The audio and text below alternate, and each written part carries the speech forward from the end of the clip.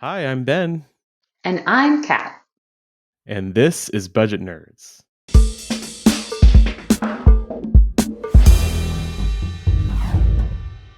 What was all in your mind?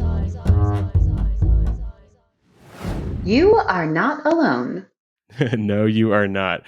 Well, Kat, very happy to have you on the show. Kat is a support specialist here at YNAB and a specialist in particular on credit cards. She is the credit card expert.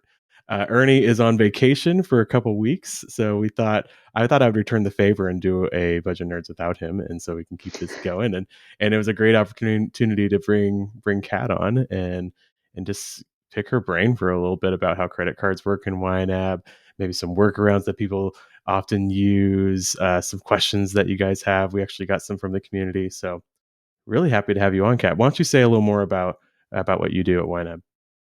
Okay, so for 2 years, I was the credit card expert, and then we just changed a bunch of things in Oh, okay, support in February. So now I'm actually in charge of chat. okay, I help make sure that the chat experience for both YNABers writing in and for support specialists is as good as we can make it. But nice. I did spend 2 years as the credit card knowledge expert. So all the really, really hard credit card questions nobody else could answer ended up in our folder. So the buck stops with you, right, Kat? When it when it comes to the toughest credit card questions. Yep. Yeah, things are always changing in support because I feel like every time I look up, everybody's doing something different, which I guess is good because you don't want to do something the same thing for too long, right? Because you want to change it Yeah. up a little bit. Yeah. Yeah. I've been with YNAB for 4.5 years. So I've been on several different teams, and it's fun to always be able to explore more of the product and explore more areas of support. So it's fun. Nice, nice. All right. Well, let's get into credit card handling and YNAB. And I think it might be good. This is Budget Nerds, so people watching this and listening to this are, they love YNAB already. They're using most of them are using YNAB, and they probably have a pretty good understanding of how credit cards work. But why don't you just go through kind of a quick rundown of how credit cards work, and also what's the thinking behind it? Because I think a lot of people think of a credit card when they first start budgeting with YNAB, they think of credit cards as just like another bill that they pay. But we don't really think of it that way. We think of it it's a little differently. So why don't you say more about that? Right. So it's not new information that YNAB can be a little bit of an opinionated software. That's And true. so one of our biases is that we want people to set aside cash for their credit card spending. And Mm, maybe when you first set up a credit card, you don't have enough cash to pay off the starting balance on the card, but we want you to set aside money just like you would for groceries. So you assign $400 to groceries. If you spend it on the credit card, the money's gone from the budget. Or on the debit card, it's gone from the budget. It leaves the checking account, and it's really easy. You now have $100 less in the groceries category. But if you spend it on a credit card, there's this grace period. The cash doesn't leave the checking account. Some people do. Some people spend $100 on groceries and immediately pay it off. But most people, they accumulate a balance, they pay it off in a chunk at some point. So we needed to figure out what to do with that cash that's waiting. It can't stay in the groceries category. If you've spent $100 on groceries, we need that money to leave the groceries category. So in the web-based YNAB, we created this holding category. When you set up a credit card, you get this automatic credit card payment category, which you may notice you can't delete, can't move. yeah, It's yeah, this fixed category that we're sort of in charge of, but you can participate in. And that's where the cash goes. So if you spend $100 on groceries on the credit card and there's at least $100 available, we automatically move that cash from the spending category to the credit card payment category, which can be a little disorienting because it's really the only time YNAB moves money in your budget without you moving it. So it can take a right, little bit right. of getting used to it. It feels like something's happening in the background, but that's the logic behind it. Yeah, I love it. I think it's just so elegant, like chef's kiss. It's funny. I'm a little weird because I don't use credit cards. I have never used credit cards before at all, but and I still don't. But the credit card handling is what convinced me to jump into the. I guess can we call it the new YNAB anymore? That's what we called it I, when we. It's like I know, 7 years six now, years in. 6 years. Yeah, the web based version of YNAB. I was using YNAB for and this was before I started working at YNAB, and the web version launched at the very, very tail end of 2015, going into 2016. And I was like, all right, I'm going to try this out, and I'm going to run my YNAB 4 at the same time, right? That's what I was going to do because I'm like, oh, I'm Mm-hmm. a little skeptical, I'm not so sure about this fancy new stuff. And uh, I remember I went to a credit card class with Aaron because I was just so nerd. I mean, like I said, I don't have credit cards in YNAB or any at all, and but I still wanted to learn everything I could. So I went to a class with Aaron, and she went over how credit cards worked, and it was just so beautiful to me. It was like elegant and just so nice. That's what convinced me to just jump ship and just go straight to the web-based version of YNAB, because I was like, if they got this handled so well, then I think the rest is going to be good too. So I just thought that was so cool. Yeah, I totally agree. It is really elegant. And I think a lot of the frustration comes in, number one, people start and they don't really understand what's happening. Hmm. They make their first credit card payment and the category goes red and they're like, wait, how did I break it already? I just started. Right. And they don't realize that that payment probably paid down some starting balance on the card that they hadn't assigned directly to the category. Or I think the other piece is it can just be overwhelming. A lot of us are on the credit card float, what we call the credit card float, which is Hmm. you're waiting for the new paycheck to come in to pay down last month's credit card spending.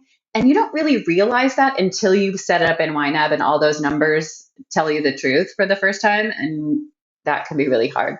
It can be really Yeah. frustrating because you thought you were further ahead. You thought you were a little more financially stable than you actually were. Yeah, I think it's interesting because it really is elegant, but it's not super intuitive the way we do it. When people first come in, it really has to be taught right now. And oh man, there's so much we could do to improve this. I mean, we have a whole team of people that we have the debt team that we're working on debt related stuff in the product, and I know they're trying out all sorts of things. They have lots of ideas. They've been Yep. making prototypes and testing it on people and seeing how it goes, and hopefully we'll land on something better. But man, I just think it's so elegant once you understand it. But yeah, there's definitely a lot to learn when you first start, and I think it breaks people's expectations. You mentioned the credit card float. I think that's a huge part, because I think a lot of times a lot of people are on the float where they're really living on next month's income, right? And every time they make a purchase, they're promising future income that they don't have yet to buy that thing, right? And people don't really realize that they're in that situation. And when they come into YNAB, it kind of like reveals it all. You know what I mean? And it can be really, really eye opening, and sometimes really scary too. So I think that's part of it too. It can be really, really tough. For sure. And I think we can talk about intention, but it seems like the credit card companies aren't always really giving you that full information. We think of what we owe on a credit card as the statement balance, but the Hmm. statement balance may be 10 days old or 20 days old when you set your credit card up in YNAB. So Yep. really it's the full balance we're asking people to take a look at. People say, "Oh, I pay my Right. credit card off in full," which means to them they pay the statement balance and they never pay interest. But in Hmm. YNAB, to pay in full means to us, you have $1 set aside for every dollar you owe on the card, or €1 or £1 set aside for everything you owe on the card. So when we say, "Oh, your statement balance is 500, but you owe $1,000," a paid in full card means you have $1,000 sitting in the credit card payment category, so you could Hmm. pay it down to zero at any time. Yeah. Yeah. I think it's you talked about, yeah, but I'm not gonna like say what the intentions of credit card companies are, because I don't know, Right. but there is an incentive there. Like way we often talk about, okay, here's how to tell if you can pay here's how to tell if you're on the credit card float. We'll say, if you pay the card off in full right now, could you cut it up and never use it ever again, or would you need it? Would you be dependent on it to pay for your expenses for the rest of the month? And I think it's really about that dependence, right? If you're dependent on it to pay your expenses throughout the month, because paying it off means you have no money left, right? Yeah. Then that means that you're on the credit card float, at least partially. And I think that dependence on the card is what credit card companies want, or at least there's an incentive for that. Because once you get into that situation, you have to use it. You have to keep using it, or you're in trouble, right? And so it's very hard Right. to get out of that.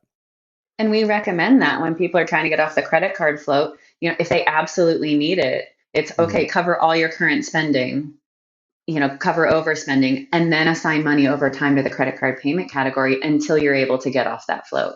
But it Yeah, is hard because, once you're in that situation, it's not always easy to get out of it. It takes time. yeah, it takes time. Yeah, but now that you're aware of it, He can make it happen. Oh man, we could just do a whole episode just on the credit card float, and, Yeah. and we could talk about that a whole lot because that's a big topic for sure. But yeah, why don't we move on to some other things? Actually, why don't we talk about some of the questions I wrote into the Facebook fans group? Shout out to them. They're a great source for budget nerds. Thank you guys. Source of questions. I wrote and I said, "Hey, I'm talking to Kat about credit cards on Budget Nerds, and she's an expert. So, what questions do you have?" And oh boy, they came up with a whole lot of questions. So, why don't we jump into some of those? Great. Okay, so I think by far the biggest question we had, well, we have multiple questions that were about how to handle cash back, returns, kind of the edge case stuff, like the weird stuff that happens with credit cards. How does that work? I'll read Cindy's question here. Cindy said, "Would love a description of best practices for handling returns, cash back applied to credit card accounts, and the like. That seems to be what trips me up when it comes time to reconcile." Okay, yeah. So how do you handle the cash back and the returns and I guess anytime there's like a inflow into the credit card account, how do you handle that?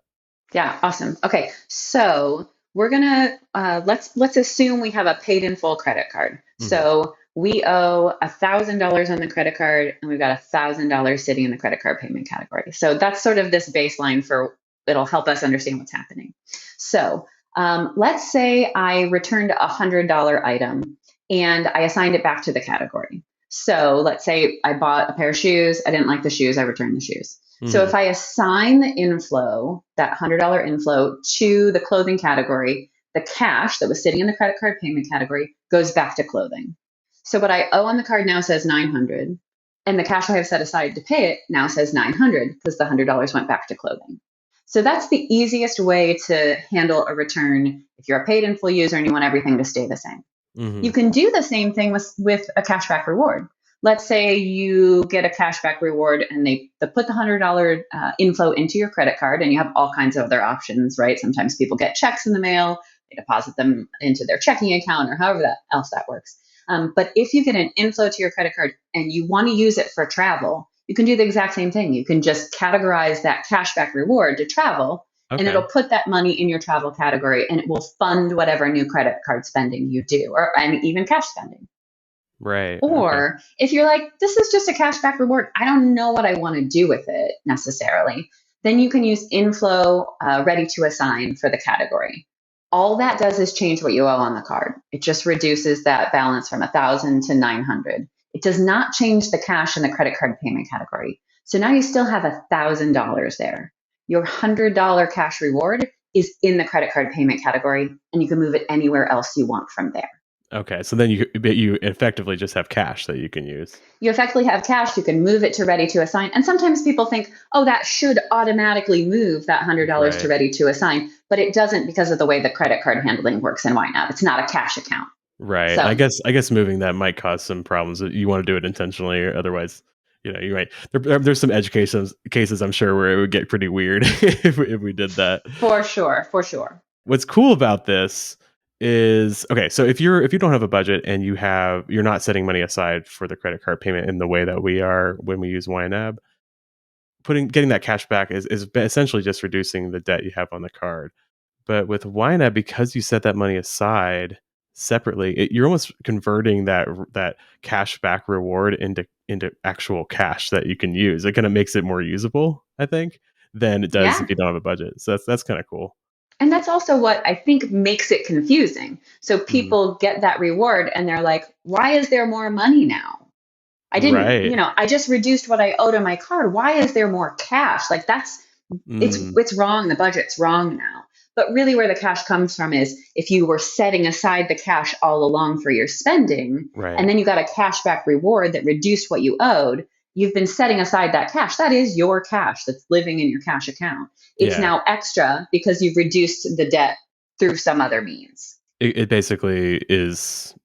It basically needs a new job, is what it is. It was Yeah, set you aside freed it for up. the payment.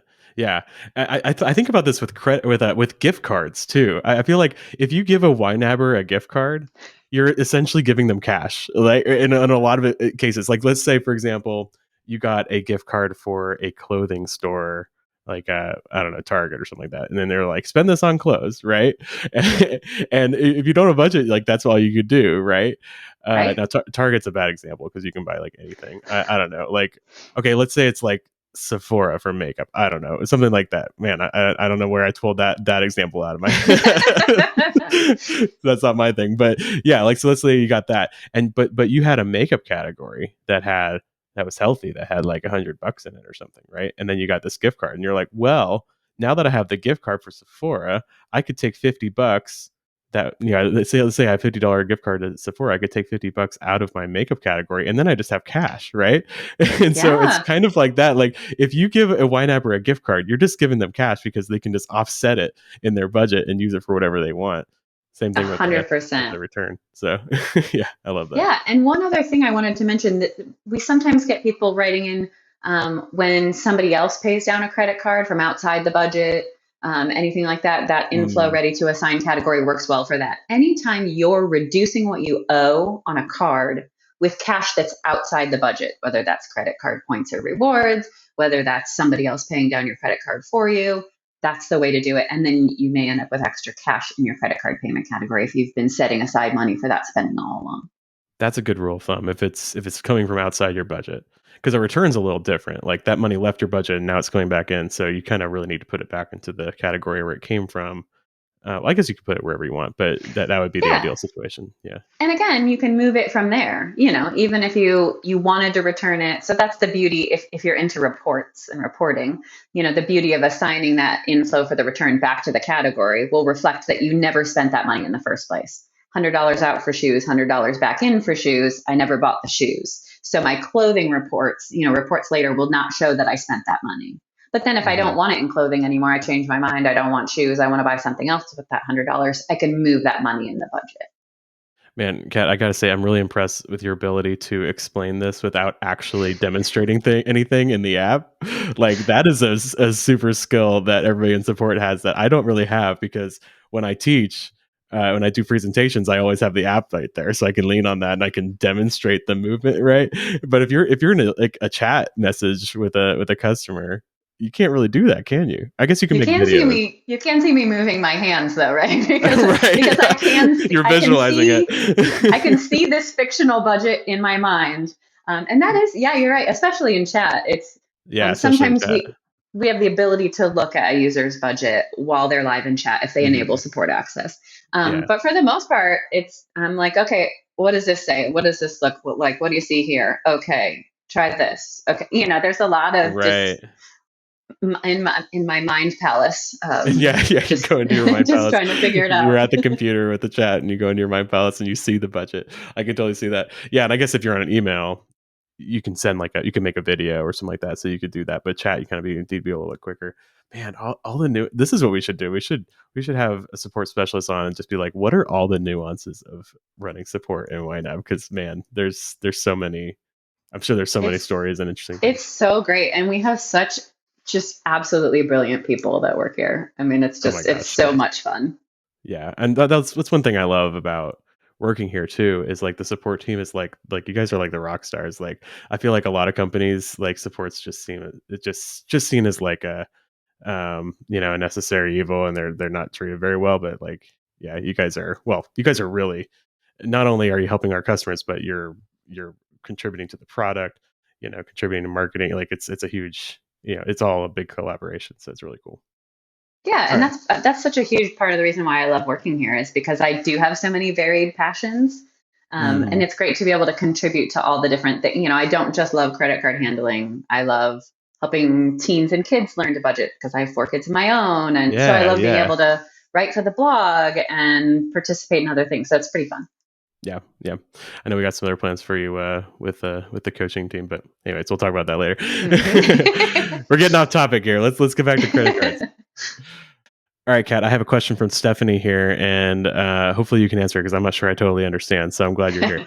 So Stephanie says, now that I've paid off my credit cards, way to go, Stephanie. That's awesome. It's way easier to manage. But when I had balances, I had issues separating the interest from the standard amount I wanted to pay.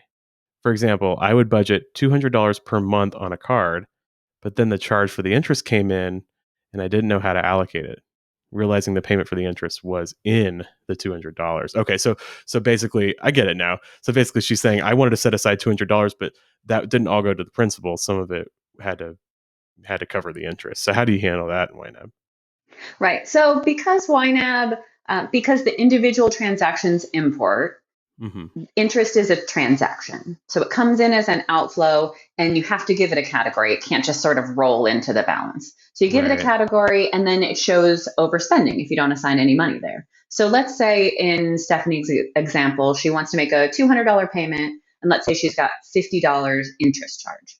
If Mm-hmm. she funds that interest charge in the interest and fees category, it'll treat it just like other funded spending. That $50 will move to the credit card payment category. If Right. she also assigns her $200 minimum payment to the category, then she's got $250 there. And so she's looking at it going, but I assigned $200. Why is there Oh yeah. $250 here? So you can choose. You can either fund the interest, get in that habit of funding the interest as a spending transaction, and then assign $150 only to the credit card payment category, which is basically towards that prior debt. Or you can not fund the interest and assign $200 directly to the credit card payment category, whichever works best for you mentally in terms of how you fund your month. That makes sense. Yeah, it's kind of a quirk of how credit cards work as opposed to other kinds of debt. Like any other kind of debt, almost like I don't know, like a student loan or a car loan or a mortgage, the interest is wrapped up in the payment, right? And so I see what Stephanie's thinking here is, oh, I want to pay $200, but some of that payment is some of the interest is wrapped up in that $200 payment, but that's not technically how credit cards work. They actually charge interest separately as a separate transaction. Is that universally true, or are there some exceptions to that? I think it's pretty universally true. And I Yeah, think that is where people get tripped up because in YNAB, we see $50 of that minimum payment as being interest and right. 150 of that being the prior debt, either the starting balance on the card or Hmm. transactions that weren't funded before. So you're assigning 150 towards that pre-existing debt, and then you're assigning $50 to the interest category for the interest charge that's new this month. Yeah. Is there like a hack, like a quick way to like figure out what your interest is going to be? Because I feel like that would be tough. I guess you can just look at the past and just maybe if you're paying it off, I guess it's going to get a little less and less. Is that how you kind of handle that? Yeah, and if you're paying it down, if you're paying down $200 a month towards a couple $1,000 balance, your interest charge is going to be pretty similar from month to month because Right. unless something changes with your APR. But yeah, because of the way it's compounded, it is kind of hard to figure out. I imagine there's probably some sort of calculator online for all the amortization or however it's compounded. If you really wanted to get nerdy with it, you could do Right? that. Yeah, But yeah, I yeah, guess if you were going to budget directly to the interest category, just guess. Like you would with yeah. groceries or something like that. Just give it your best guess and maybe guess a little high, and Yeah, you'd or be fine. assign the same amount as last month, just Yeah. assuming it'll probably come in about the same or less if you're paying down. Okay. So for Stephanie here, she's putting $200 a month on the card. Would you recommend she actually separate that so she puts like $50 in the interest category and 150 in the credit card payment category? It's very much your mileage may vary thing, but if you're trying to pay down your debt and you're covering your overspending in the current month, visually, I think it's better not to have an overspent interest category. So Yeah, I yeah. like the idea of covering all the overspending in the spending categories first. Then Hmm. looking at your credit card payment category, how much money is there? Some money may have moved there if you've done funded spending. So you may even already have enough money there to pay down your card. But if you're thinking, well, I assign $200 every month, you can assign that additional 150 or 200 directly to the credit card payment category, and maybe you'll even have a little bit more to pay down than you initially thought. Yeah, that makes sense. Yeah, I think I would do it that way too, just because I don't want that pesky negative amount sitting there and making me feel like, because if I see a negative amount, even if I know what I'm doing, I want to cover it, right? so so Right. I even if I put the money in the credit card payment category, I probably would end up trying to find money to cover it, and maybe that's a good thing. Maybe I'd end up paying the interest on top of the $200, right? That might be kind of good, And but that's YNAB's bias, right? Like we're right, always trying to incentivize cover your current spending. There may be stuff in the past you couldn't control, but we're starting here. We're starting today. As much as you can, cover the spending Try to live within your means this month, and then we'll make a plan to pay down that debt from before. Yeah. And I think the key here is to think of interest on a credit card as spending. That's really what it is. It's a bill. And one way we've said it is think of it as you're purchasing permission to carry a balance over time. That's what you're doing. And if you think of Yeah, it that way, you can almost even maybe have a little bit of a better feeling toward it, like, oh, I'm actually, because people say like, oh, I'm just throwing money away on interest. And it's like, well, are you?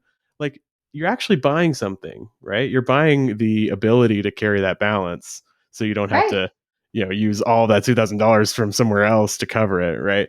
And so Yeah, you're getting something. It's not as fun as buying something new, but you are getting something out of it, paying that interest.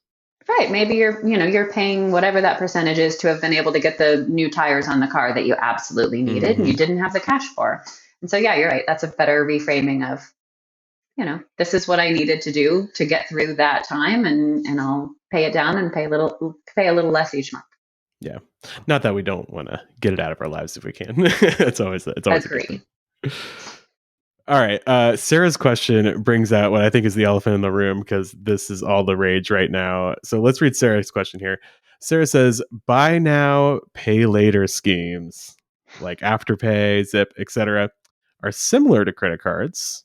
And I'd love to hear more about them in this episode. All right, Kat, give it to us. How do you feel about buy now, pay later stuff? Deep sigh. Deep sigh.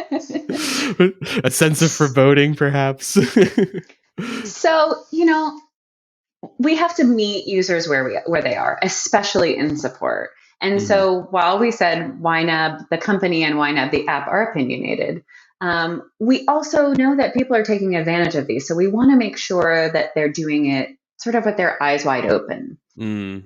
YNAB's bias is we want you to know your debts. We want you to know your cash. We want you to know exactly prioritize where all your money is going. Where I think this buy now, pay later stuff gets a little sticky is that it starts to be invisible, almost like student loans that keep getting sold to different companies, and you honestly Mm. don't know anymore who you owe, how much you owe, how long it will take before you're out of debt. I feel like using a buy now, pay later program seems really great because you're not paying interest. Right. So if you have a credit card that you would have to pay interest on, this buy now, pay later allows you to stretch this over months and gives you basically a longer grace period without interest. Right. The Right. problem is there that, again, we don't want to speak to intention of these companies, but sometimes the debt disappears. You don't have it set up in your budget. You're not exactly sure, maybe even how many of these you have, which Hmm. companies you have them with.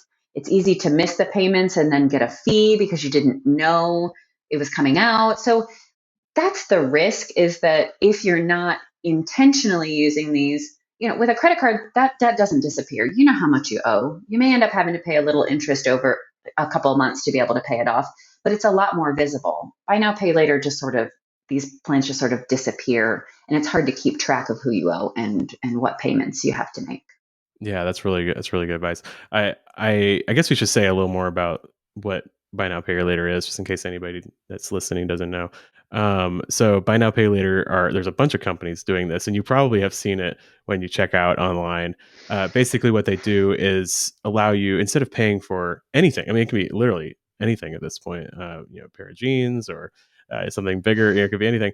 Instead of paying for it all at once, you enter into a contract with a company. They pay it for you, just like a credit card does. They pay the bill, and then you pay them back. Usually, it's in 4 equal installments, right? And so basically, Yep. it's spreading out that payment.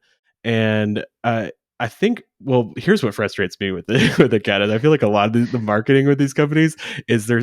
What one of them even said that it's a budgeting tool, and I'm like, no, it's not. It's debt, like that. That's what it is, and it just needs to be said. This is what it is.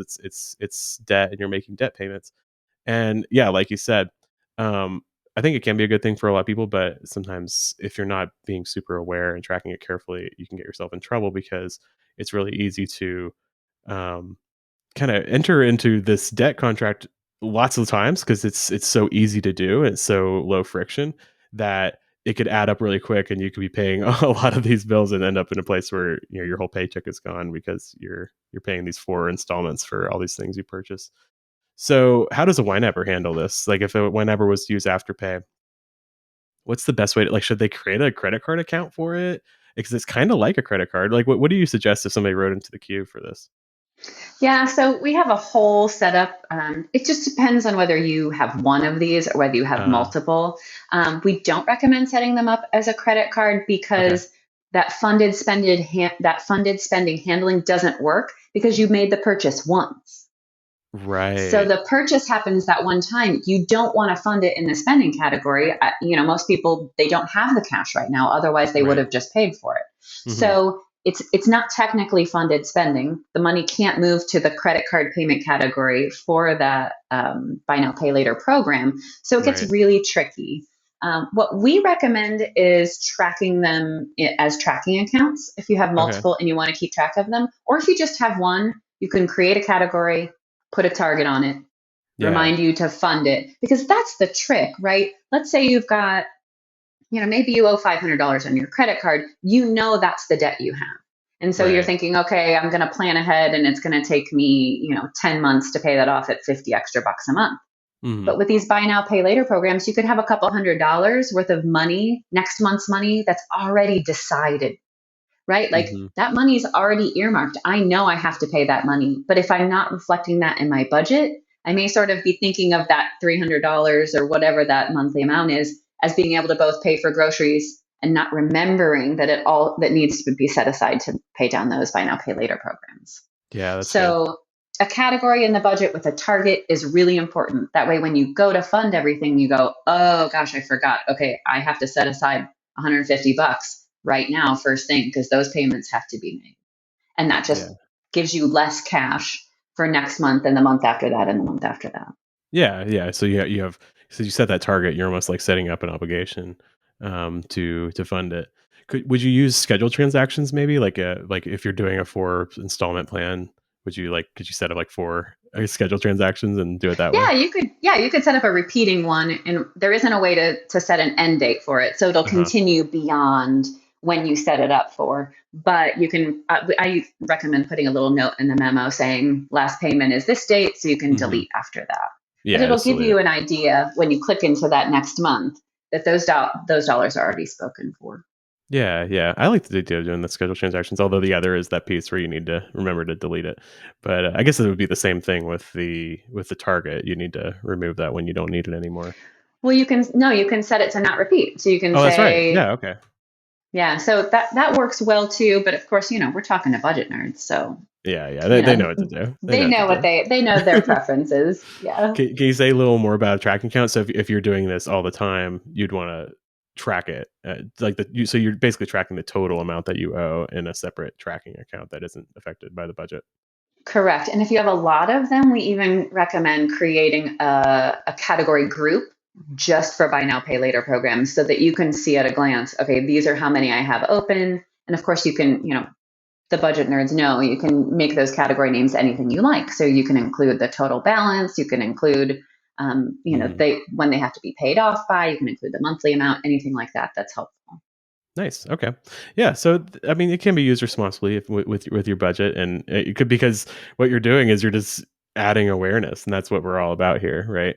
So I think probably a budget nerd doing this is not the ideal customer for for some of these companies, right? Because that having that awareness is probably um, I think a lot of this is about ease of purchase, like just making the purchases really easy so people don't think about it and just make the purchase and maybe spend more than they would otherwise. But if you're if you're actually tracking it in your budget, you'll know exactly how much it's costing you, and so you'll be Yeah. able to be more intentional. Well, and that is the thing is, why not? We don't have a great feature to manage these. Yeah, It's something that's sort it's of new. newer. It Yeah. doesn't work well with the automatic credit card handling. Maybe when we update the credit card handling, maybe there will be a way that will work better with this. But anytime you're not funding the spending, you're just basically creating a shortfall between what you owe and what you have set aside to pay. So there isn't a graceful way to manage this in YNAB, and that's not necessarily a reason why you shouldn't do it. Right. And there are other great reasons maybe not to do it. But you're Right. right. that reduction of friction is what's enticing about it. But in YNAB and with YNABers, we know that a little bit of friction in your spending isn't a bad thing. Pulling up your Exactly. budget and checking to see if there's money available isn't a bad thing. And so when our agenda is to help you match your money to your priorities, the buy now, pay later feels like it's maybe going a little bit in the face of that. Yeah, yeah. I do think it's here to stay, and so maybe we'll be able to implement something in software at some point. But for now, I think it works pretty well if you're just creating that target and creating that category. Um, yeah, I think it's really interesting. I've seen recently some of these companies are even coming out with cards to create these things, and I'm like, okay, did you just make a credit card? Is that what you did? Did we just reinvent the idea of credit cards? Like you have a literal card, so you can buy groceries with this, at the grocery store and do a buy now pay later thing, which is just so funny to me because now it's a credit card, right? What's the difference? I mean, I guess the difference is there's no interest. That's one part, but also it's more of a structured plan. Like the amount that you pay is set when you make the purchase, but that can be tricky because you never know exactly what your minimum payment will be or anything like that. So Yeah, and those of us who are budgeting, we understand the value of cash on hand, right? But you have to get to that point. And I understand that there mm-hmm. are people who absolutely have monthly needs they can't afford. And so this does become really enticing. If I keep using tires as an example because my kid just had to put new tires on his car. But when he had a budget and he had money and not enough in that category, but was able to shuffle some things into expenses to be able to put new tires in the car. If you don't have that option, if you don't have a budget and you're standing there and you don't have a choice but to put new tires on, that 0% interest is really enticing because it means, okay, I'm not paying more for these tires. I'm not paying, if they're $900, right. I'm not paying interest on top of this too, which I also can't afford. So I understand how enticing it is. And I would just encourage people, if you're using it, do it for absolute necessities and use it as infrequently as you can get away with. Yeah. And just be intentional and aware of what you're doing. So I feel like that's all we're trying to do with YNAB is just help folks get to where they can be aware of what they're doing. And I really do believe that, like, if you are aware of what's going on, if you, if you're moving money in your budget with intention, you're going to start making good decisions because you have everything laid out in front of you. And I think we can trust that people are going to make decisions that are best for themselves as long as they have intention. I think that's the key. So yeah, I agree. And I think using a budget increases your trust with yourself. Absolutely. Over time you start to see, I didn't really actually want to spend that money. I would have rather done this. So then you make a different choice next time because you're, like you said, you're paying attention. Yeah, that's great. All right, let's do one more, Kat. I'm going to read Lindsay's question here. So Lindsay says, what to look for besides a low APR on how to, quote unquote, hack credit card use to your advantage. So what does that mean? She's referencing credit card hacking, which is a thing, right? Where people kind of churn a bunch of credit cards, take advantage of the credit card system as much as they can to get points and rewards and get cheap flights and things like that. How do you handle that in YNAB if you're churning through a lot of different credit cards? Yeah, so a lot of people get different cards because there are bonuses, rewards. Mm-hmm. So if you get this card, you spend at least X amount of money, you get a bonus, bonus points that you can use for travel or cash back.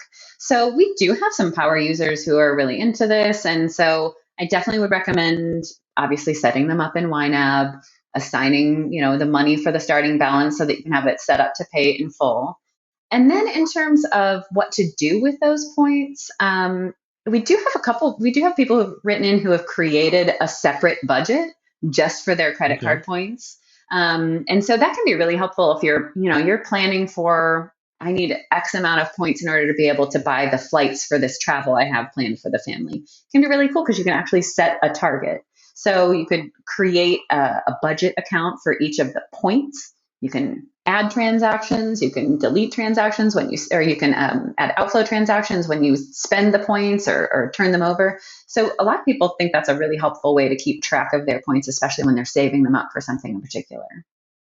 The other thing to think about, I did see a question somewhere about deciding what to do with your credit card points. I think a lot of people were saving up for travel, and then we went like a whole year and a half where we couldn't really travel. And so People people started may thinking still about be, what else can I do with this? Yeah. yeah, people may still be looking at a pile of travel points on their credit cards. So when you're looking, like we can look at sort of the cash value of a point. So if you Mhm. have a travel credit card and you are able to get discounted rates for flights or hotels when you actually spend the points, then it's often worth it to spend the points rather than getting cash back. I see. But if whatever you use to book your travel with those points, if it's the cash value of that is $1 versus to $1, then Mhm. I personally like getting the cash back because then I'll also earn points when I purchase the travel. Oh, interesting. Okay, so you kinda double dip there a little bit. Same thing with Okay. Amazon. I have my Amazon and my Chase linked. And so when I go to check out at Amazon, they say, "Would you like to use these points?" And I was like, "No, I would not. I would like Right. to spend real money, collect more points, and then give myself cash back." Oh, man. Man, it's so funny, Kat, because I am just I'm a simple man, and, I like I said, I don't use credit cards. I just have I literally only have one checking account that I do almost all my spending, like 99% of the spending goes to this one checking account with a debit card, right? And sometimes I think about, like, "What am I missing out on here?" I mean, I love my system. I don't think I'll ever change because, like, I just love the simplicity of it. I don't have to worry about like when I enter a transaction, I almost never have to change the account or anything like that. I just Right? don't have to worry about it, and it's just simple and blissful. But sometimes I'm like, man, am I missing out on some sweet rewards here? I don't know. It could be pretty cool, but I that's think really interesting. every time you add an account to your budget and to your life, right? You add Mm, complexity. right, right. And there's a threshold for everybody. For me, I have a credit card I use for travel and dining out. Okay, And then I have a credit card I use for basically everything else, which my kids have a copy of and with my permission are allowed to charge things on my account. okay. When they buy groceries for me or when they pay for healthcare. Hmm. And then I have a checking account and I have well, it used to be a high interest savings account back in the day. Now it's just a regular savings account because interest is not very high. Right, And that's right. the perfect amount of complexity for me. Like when I go to check out, I think, am I dining out or am I something else? And then I pick which credit card to use. And I accumulate more points on the travel and dining out on that particular card. So that's why I use it. And Hmm. so that level of complexity is great. Yeah, All yeah. It my seems pretty accounts simple. are, yeah. But some people, they have a threshold for a lot more complexity than that. And they get more rewards, they turn cards, they get all these bonuses for opening new accounts. For me, that's too much. I need things just a little simpler. Yeah, yeah, there is a cost to you get rewards, but there is a Yeah, cost to having the complexity. So yeah, you gotta figure out where your threshold is, and I think that's a good way to think of it. Like everybody's got a different threshold. Mine's down on the very bottom of the floor. Yours is a little higher than mine, and then you can and go from there. there's probably some people who are very content with their envelopes of cash, right? So like there's Yeah, something for everyone on the spectrum. yeah, for sure. Love that. Okay, I know I said that was the last one, but I want to ask, if I can, a little more about how you share your credit cards with your kids because you have older children, right? So, and you said they have like, I guess they're authorized users. Is that the term, right? Exactly. How does that work? How do you handle that in YNAB? So in my house, when you turn 16, you become an authorized user on my credit card because we're typically sharing a vehicle. And Hmm. so when you put gas in the car to run errands for me, you can put it on my credit card. Nice, So I have one about to turn, my last one is about to turn 16. And so he'll be the last authorized user. So often they'll text me and say, hey, I went to the dentist and I need to pay the copay, or you know, bought this thing. I also have a very strict rule that when my children travel home to me, I pay for it. oh, nice. Because Okay, I I will like that. incentivize coming to see me Yes. forever. Yeah, you take away all the barriers there if you can. Yeah. So they're like, hey, I'm on my way home. Can I fill up the gas tank on your card? Absolutely. Okay. Um, and then when each of them have gone away to school, I've encouraged them to open their own credit card with one stipulation. Can you even guess what that stipulation would be then? Um. Oh gosh. I guess. that they use YNAB, maybe. Uh-huh. I don't know why it That took me you so long to realize that, but of course. and they all do too, to varying degrees. I definitely have budget nerd kids, and I definitely have kids who, check the budget once every month, or when they want to buy something big. But for me, your credit card has to be set up as a paid in full credit card in YNAB. As long as Mhm. you're able to maintain that, as long as you're able to only spend cash you physically have, There then you I go. fully support you getting a credit card. And so far, everybody's doing great. I've got Okay. 24, 22, almost 20, and almost 16, and they are Okay. all doing a great job with it. So, Well, that's great. Okay, I kind of love that because I feel like it builds your relationship too to kind of have this thing that you do together, and um, yeah, I think that's really cool that you do it that way. I mean, so basically, you have some guidelines that they can follow, and you can trust them to follow that. And then if there's anything else, they just text you and you talk about it ahead of time, and yeah, and then you can kind of share this means of payment for things that where it's appropriate for them to pay with that credit card. I think it's really cool. yeah, absolutely. And I started giving them an allowance pretty young. So Hmm. they've been managing their own cash. And we're also an acting family. So everybody is Yeah. kind of actors and musicians. So, like my youngest, had a commercial when he was 2. So he's had cash in his savings account since he was Ah, very young. So nice. they have always had a little bit of money to, make mistakes with, which was always my goal. Like, Right, right. here, have some money, make mistakes. It's so much easier to make mistakes while you're still young and the stakes are low. Yeah, I love that. Okay, that's really cool. I love that. Yeah, I'm sure we could do a whole episode just on that as well. So there's a whole lot to talk about there too. But okay, so I think we've covered just about everything we wanted to talk about. Anything else you want to add, Kat? No, this was so much fun. Thanks so much for having me, Ben. I appreciate it. Yeah. Well, thank you for coming on, filling in for Ernie, and just giving some really good insight. I learned a lot, and I think hope the budget nerds did too. So thank you, budget Kat. I appreciate you. Yeah. All right, happy budgeting, everybody.